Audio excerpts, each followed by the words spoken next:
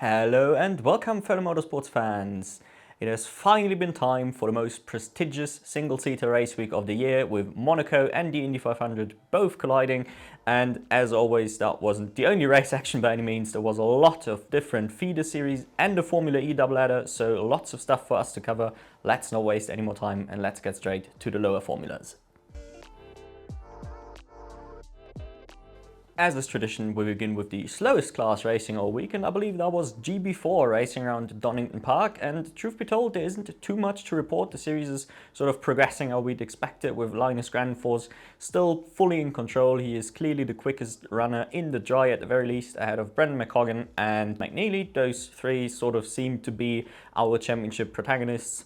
And then we have Harry Burgon Jr. in there as well. He's still third in the actual championship itself. But yeah, as I said, after the first round of GB4, I am not particularly impressed with his pace, given he's the only second-year runner.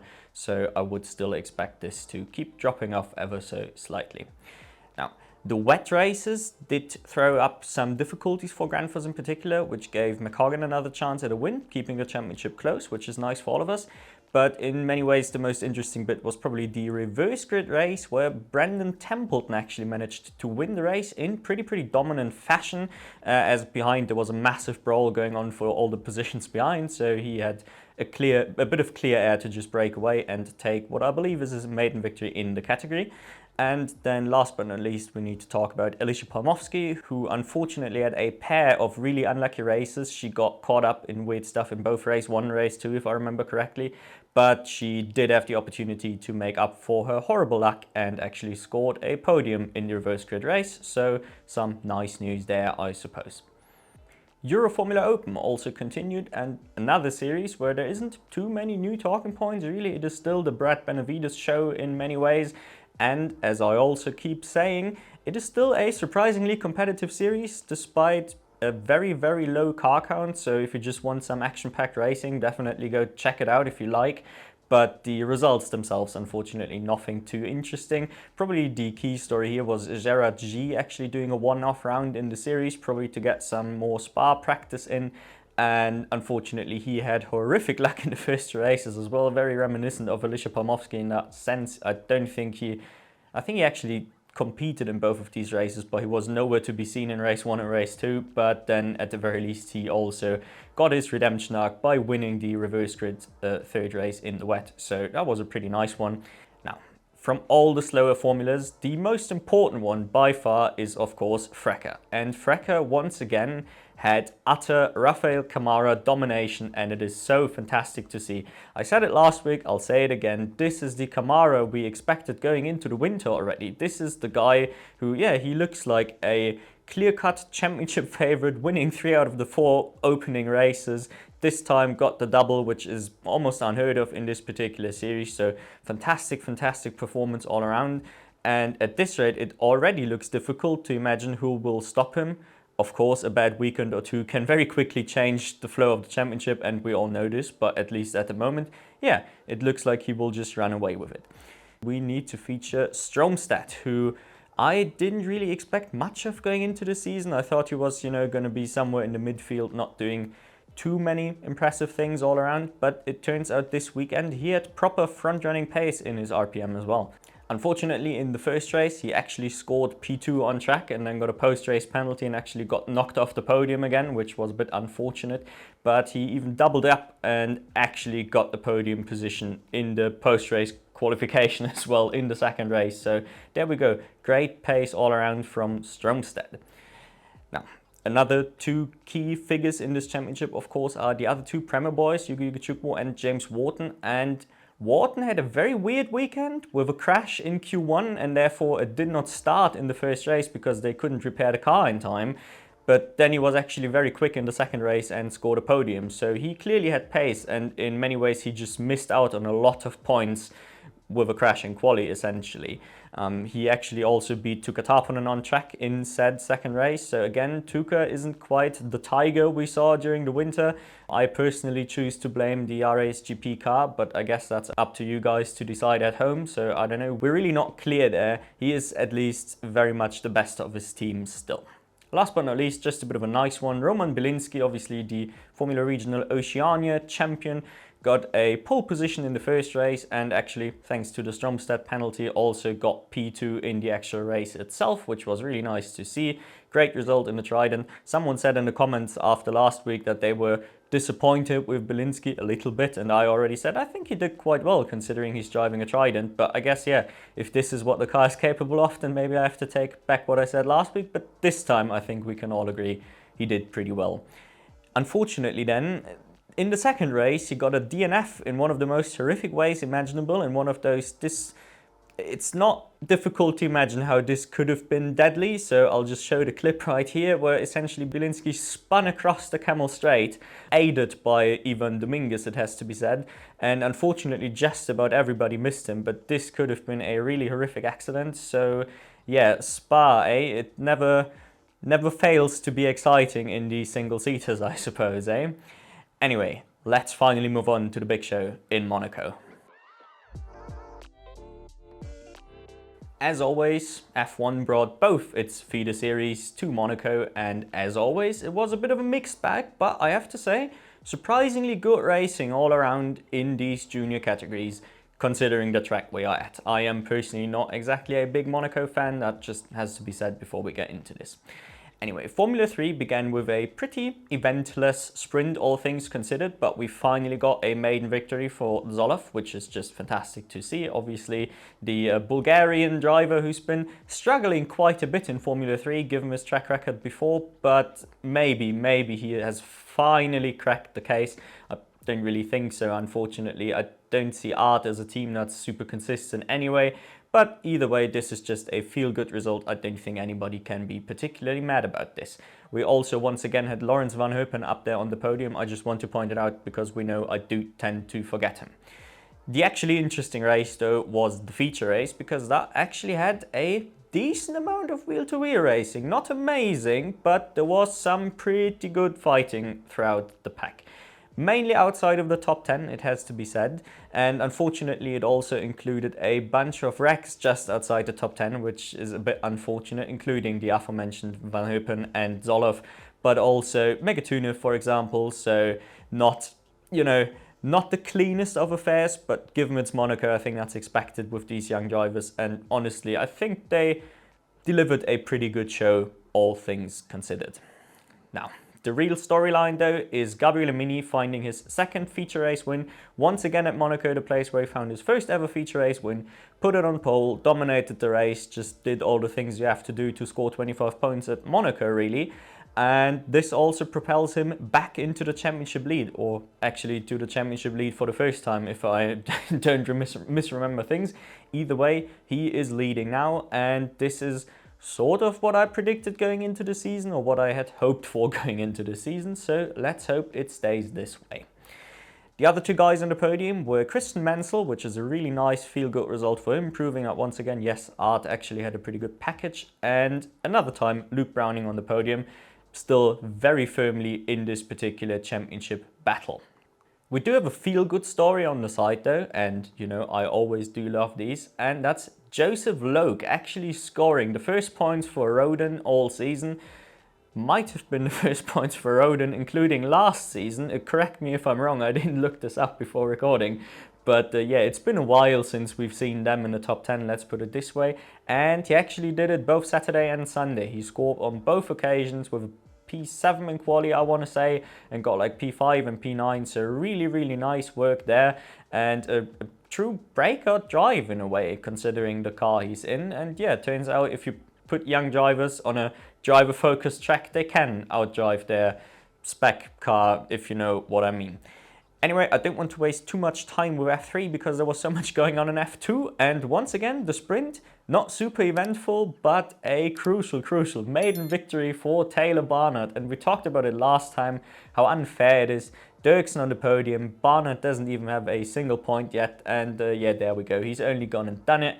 He made good use of his Monaco practice he got during the Formula E round, and yeah, just brought home the reverse grip win really well. Yes, it's only the reverse grid, but I mean, come on, he's driving an AIX, PHM, whatever the fuck you want to call it, so I think we can be quite happy with this. The sprint otherwise was just a bit odd, I have to say, with a few, uncharacteristic things going on. Victor Martins in the wall, unfortunately, at this point in the season, not even as uncharacteristic.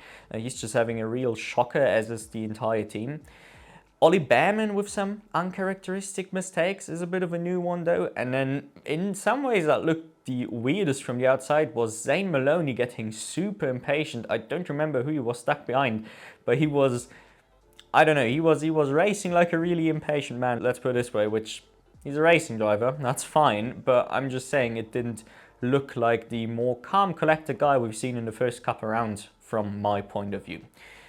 The real story in F2 was the feature as well though, because this was, and I am not exaggerating, one of the most mental races in recent memory. You have to go back quite far, I think, to find something as nuts as this, which was a feature race that nobody was allowed to win essentially, and ended up with Zach O'Sullivan, of all people, stealing the victory. Just in case you somehow missed it, let me quickly recount what happened. First with Richard Verschoor putting it on pole, driving away, doing all the normal Monaco things, and then he got mecha-chromed essentially. I believe it was the gearbox, but some spec part of the car started failing, and the most painful part was it wasn't just an instant DNF, it was more like a slow painful death where he was struggling so much with pace that he got overtaken multiple times on Monaco, but the team told him to, just hang in there, just keep driving. That must have been incredibly depressing.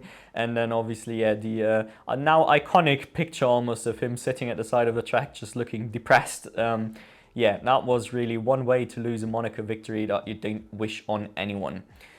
Afterwards, with Isaac Hadjar leading, controlling the race, doing really, really well, just honestly dominating the race as much as he can dominate an F2 feature race around Monaco in many ways. And he looked set to be the winner. There wasn't really any discussion. Yes, there was a few people out on the alternate strategy, gambling for late race safety car, but we were entering round 39, round 40 or 42, and it looked super safe.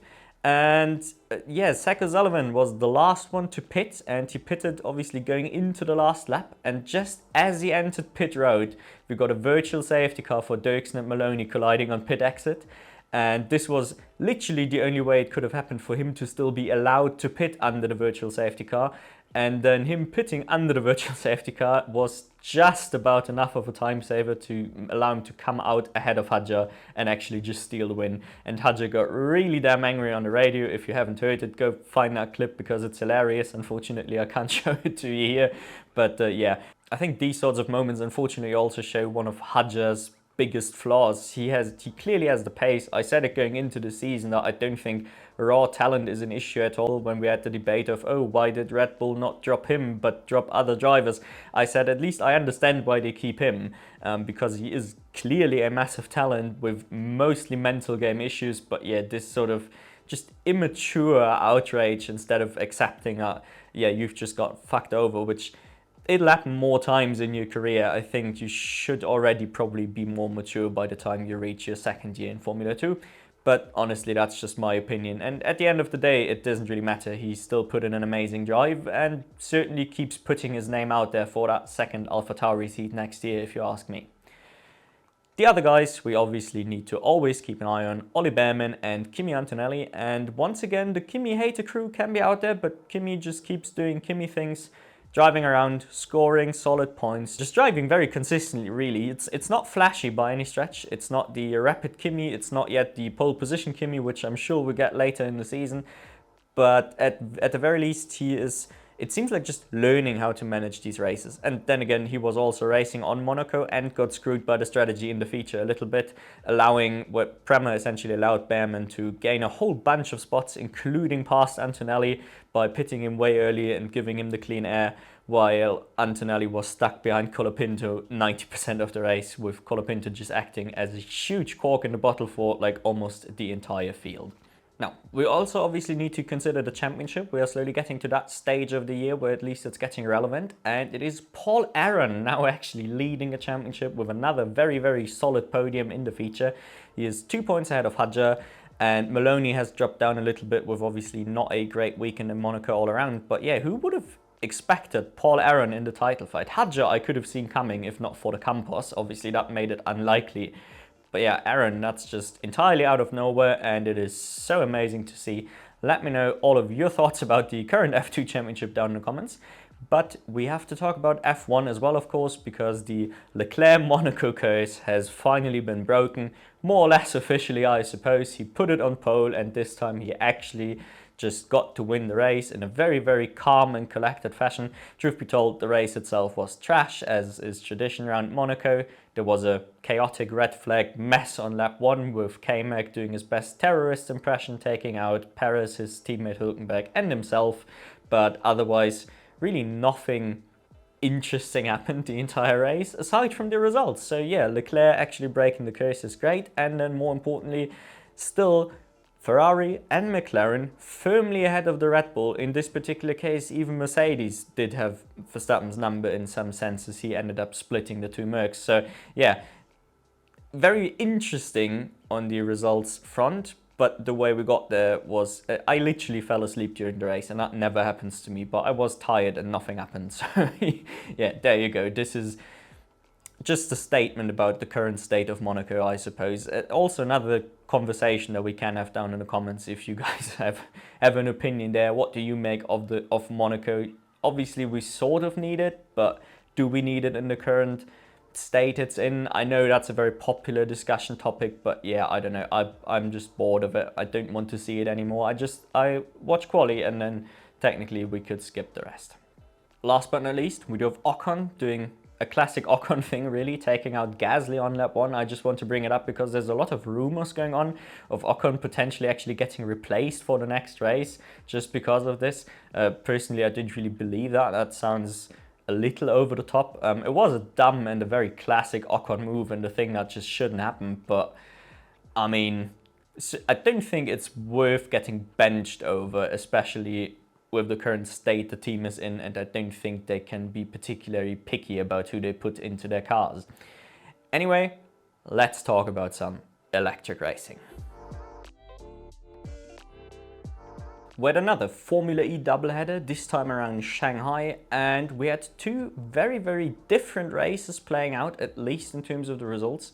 The first race was the very classic Porsche versus Jaguar with, all four cars in the mix, and then Ollie Rowland and Jake Dennis. So, all the championship protagonists in there, whereas the second race had Da Costa winning ahead of, and this is a bit of a surprise, Jake Hughes and Norman Nato, I believe for both their first season podium, certainly for Jake Hughes. So, a great step up there. Hughes finally showing that he didn't just forget how to drive entirely over the off-season. Obviously, he's still having a bit of a shocker, all things considered, as is the entire team in many ways.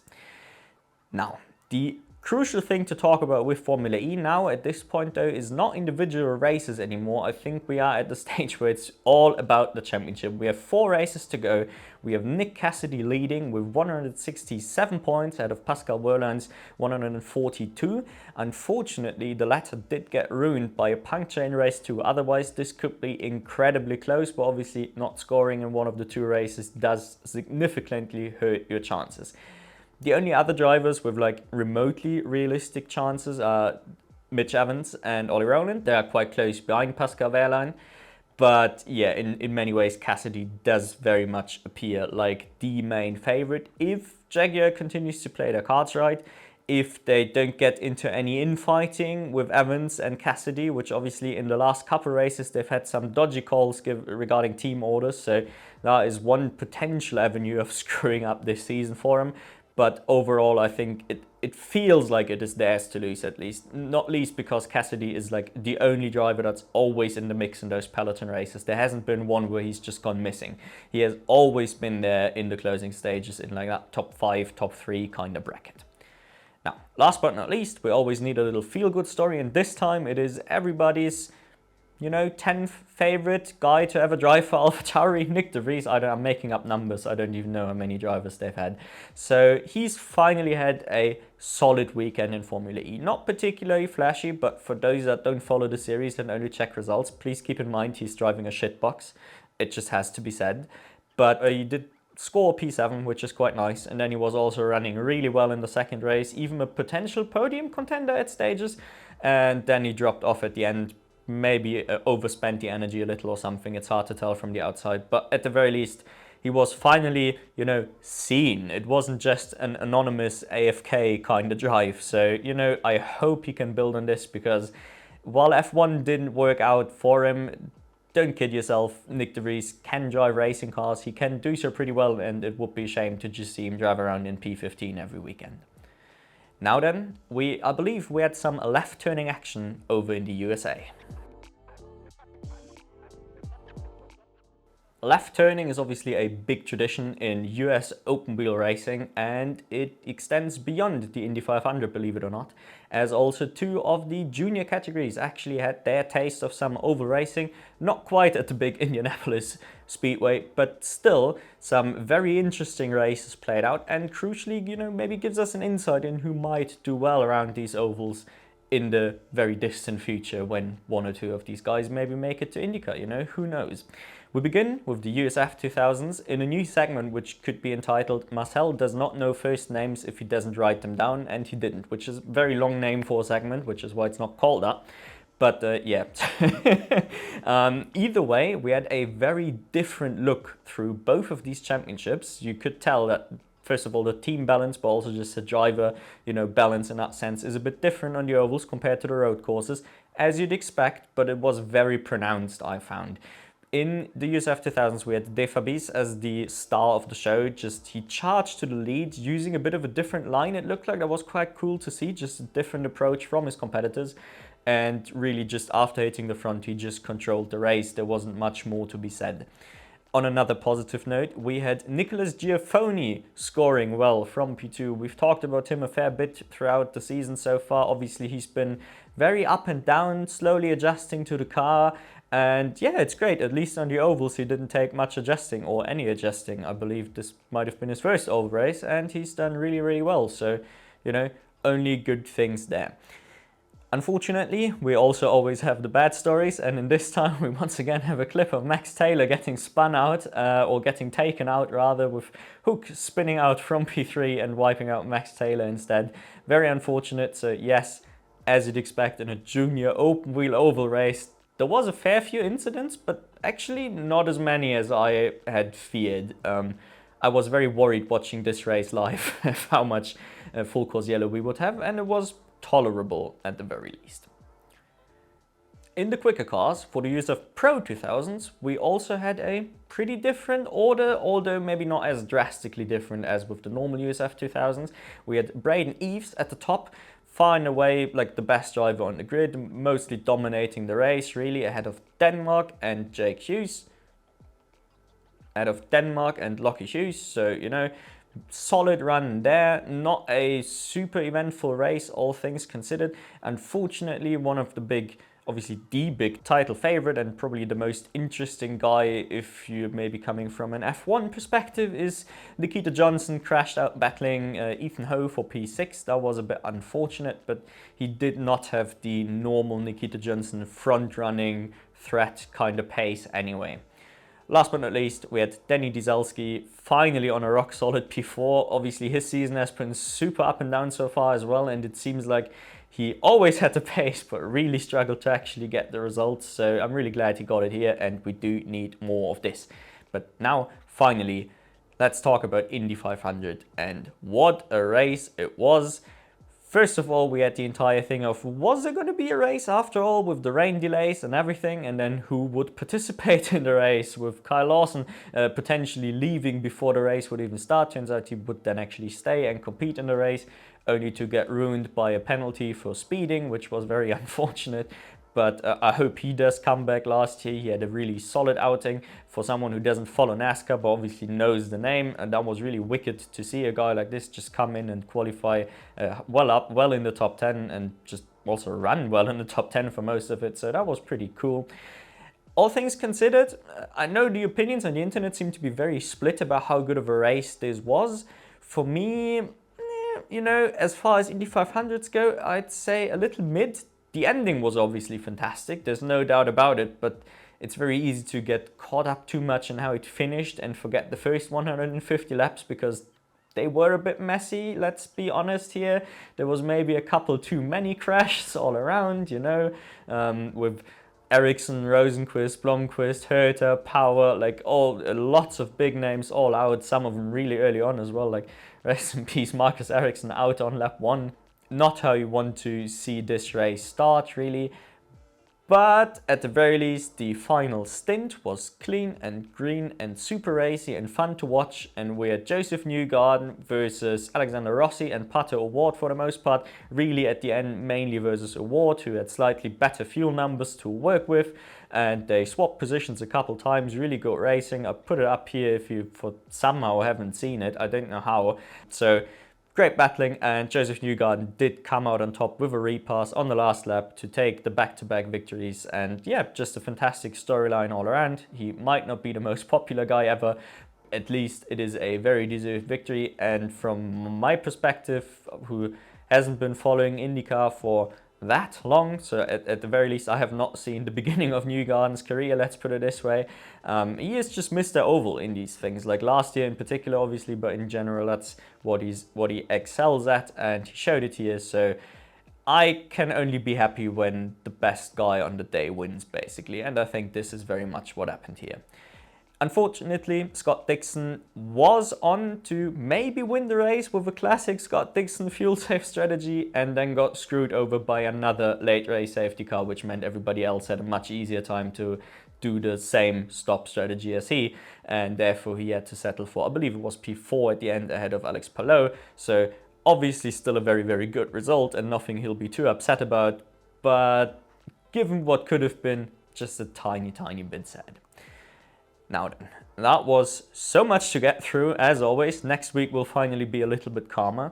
Now it's your time to let me know down in the comments all of your highlights, especially from the Indy 500 obviously, and what was your most mental point in this F2 feature race? You can let me know now as well. Either way, I'm always happy to hear about your opinions, and otherwise I'll thank you all for watching, and I hope to catch you in the next one.